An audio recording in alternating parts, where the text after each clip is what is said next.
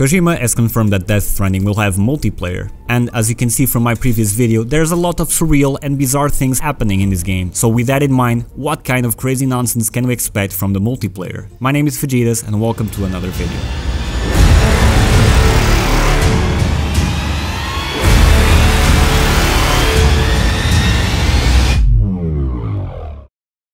For those who missed my previous video, the Upsidedown World theory of Death Stranding states that Reedus' character and Del Toro's character seems to exist in separate realities, but are still connected to one another. The more we look at both trailers, the more we see there are similarities and yet some interesting parallels. The more I think about it, the more I feel it's Kojima's way of showing how gameplay will work, more precisely the multiplayer. Let's take this step by step and try to find some logic here.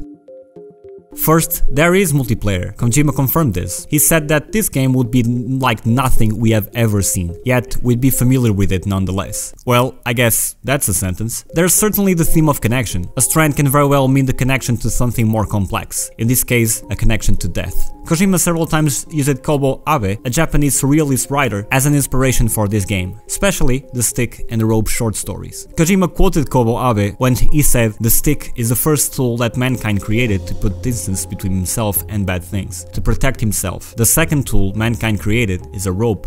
A rope is a tool used to secure things that are important to you." The stranding part is obviously referencing the rope. We will connect each other through these ropes in Death Stranding, and that is evident in the trailers, where every being has a cable going out of their stomach as a mean of connection to something. There's also another important thing to notice here, and those are the handcuffs that seem to be linked between them. Reedus has a pair of these futuristic cuffs in his left wrist, while Del Toro has them on his right wrist. This is their connection to one another. There seems to be more than just some regular handcuffs. In the previous video I stated that these cuffs would probably connect both characters through the parallel universes, but some theories go further and add a third character, judging by an image used by Kojima himself holding hands with Del Toro, Mads Mikkelsen and Reedus. Is Kojima the missing link between these characters? Why would they be connected in the first place? My theory about this is that if you look closely to Reedus' necklace, you can see those tags he carries have formulas written on them. Those formulas are the Schwarzschild radius and the Dirac equation. This is where it gets funny. Both of these equations refer to relativity and quantum mechanics. There is no direct evidence that both characters are linked through parallel universes, but judging by all the evidence, I would say it's a no-brainer.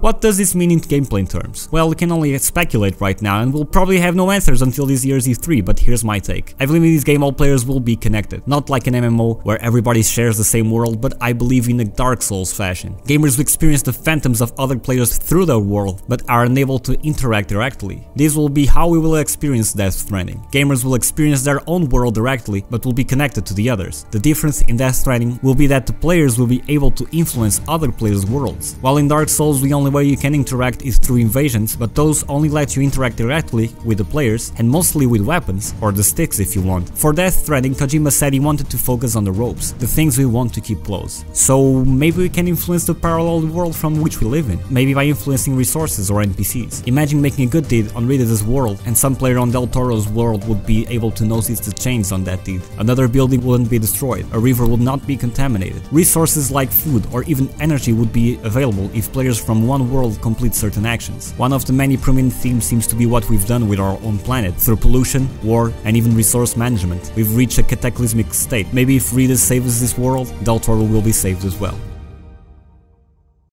Kojima said that this game will have single player, and if we decide to play the game as a single player experience, there will be something from them to do anyways. The same way you can turn off invasions in Dark Souls by playing offline. But should the player enroll in multiplayer, the way he plays can affect the other players. That's the strand. The player will be the strand in a more complex instrument, influencing the whole as an individual.